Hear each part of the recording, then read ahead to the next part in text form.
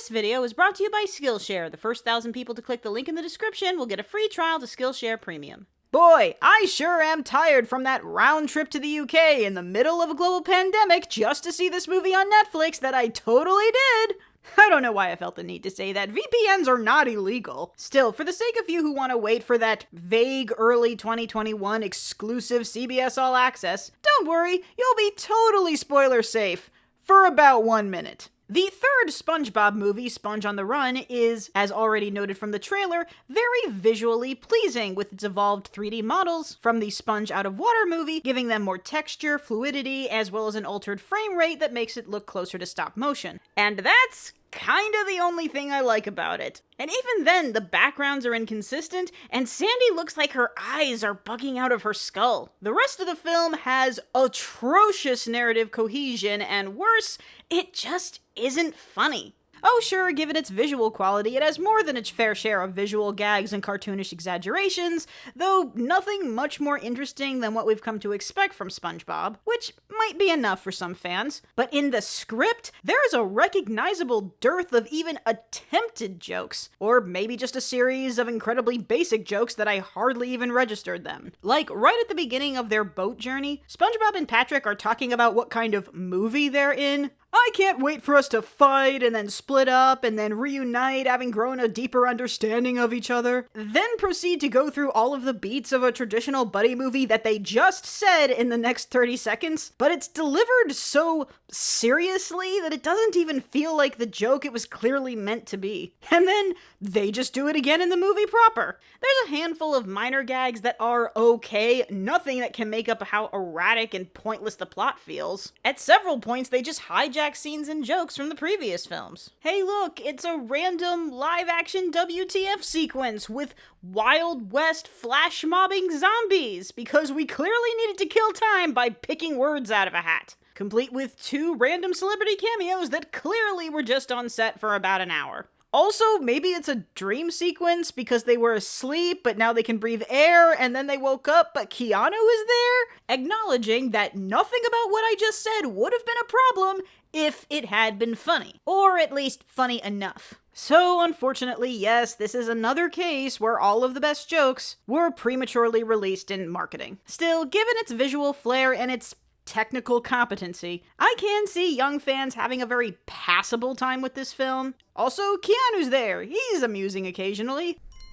But my big issue is that the entire reason that this film exists is for this one major moment in the climax that, while contains some meritable moments, is just not very well set up in the movie. Which fits in with the film as a whole, as it just kind of feels like it's a meandering random collection of moments that just happen. But I do want to talk about the moment in more detail, so I guess this is the point for spoiler-sensitive people to bounce. So, I feel at this point enough has been released in the news and trailers that it's not exactly a secret that the point of this SpongeBob movie is that it's not exactly a pilot, but it is an introduction to the upcoming spin-off show Camp Corral that many people are livid about. I'm not gonna step into the various reasons the show has received such ire, but I will note that that interview where the late creator said that he didn't like spin-offs was in response to a question specifically about spin-offs starring other characters that were not SpongeBob. But that can't quite get rid of the ill feeling of bad form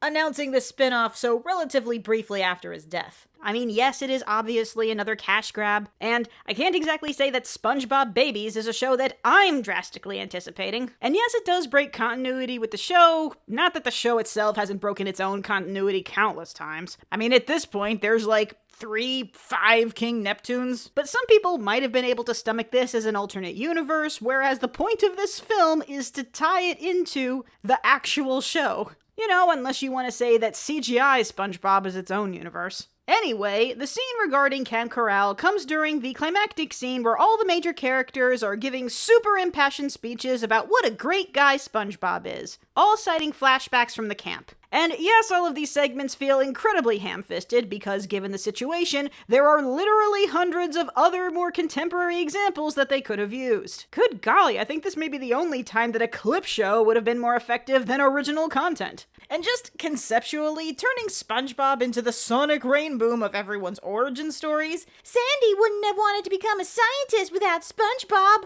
Ugh. But given that the speeches are delivered sincerely, and because the voice acting is as good as it usually is, I know that many will get a little bit of a heart tug out of this scene regardless. It does feel like it's supposed to be a celebration of the past 20 years, if it wasn't for this other thing they were blatantly trying to plug. I do see Squidward's part possibly being a little divisive, given his speech feels somewhat unnatural and a bit out of character. But again, given the erraticness of SpongeBob's writing over the past 20 years, where Squidward has been everything from the stick-of-the-mud neighbor who grudgingly appreciates SpongeBob's kindness and optimism, to deserving every ounce of pain that he inflicts upon himself, to being rightfully infuriated by the amount of time SpongeBob has ruined his life and suffered the multitude of injuries and torture thanks to the careless obliviousness of everyone around him. But at the same time, it has been 20 years, so there's a tiny little part of you that does appreciate this being said out loud, even if deep down you know it's technically wrong. Still, it is very frustrating that the setup to this momentous expression of unconditional love is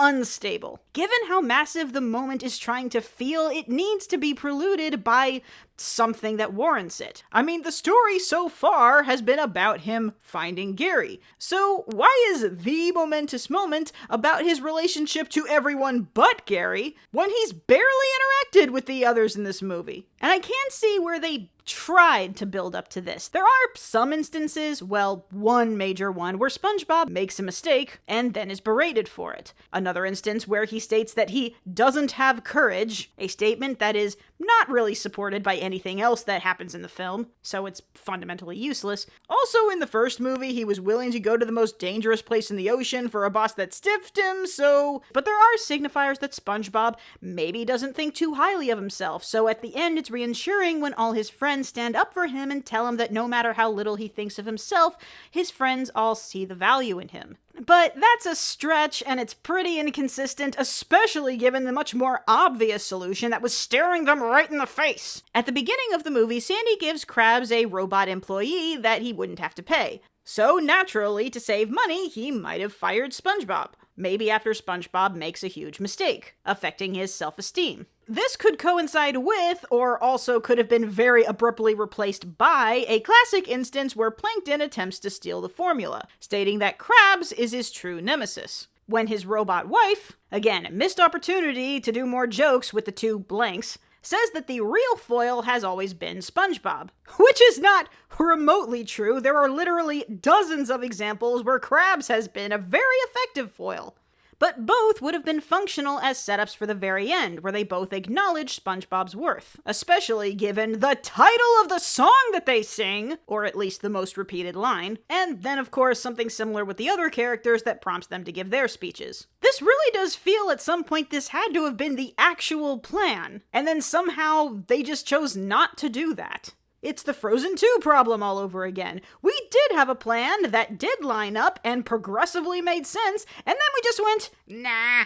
Well, actually, back when it was called A Wonderful Sponge, I guess the story at some point involved space cats? I don't know if that would have been an improvement, but it definitely would have kept my attention better. Anyway, it's why the plot structure feels very erratic and just like a jumble of stuff happening. And as usual, a lot of its narrative flaws could have been compensated for if it was at least funny.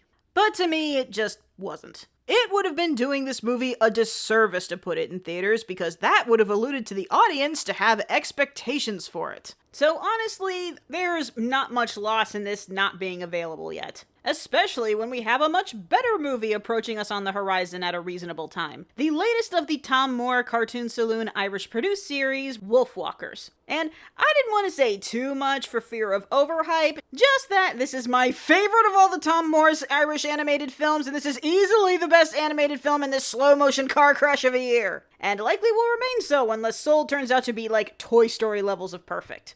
I love the artwork, I love the wolf mythology, I love the visuals, I love the main characters and their sisterly bond. We do not have enough female friendship stories.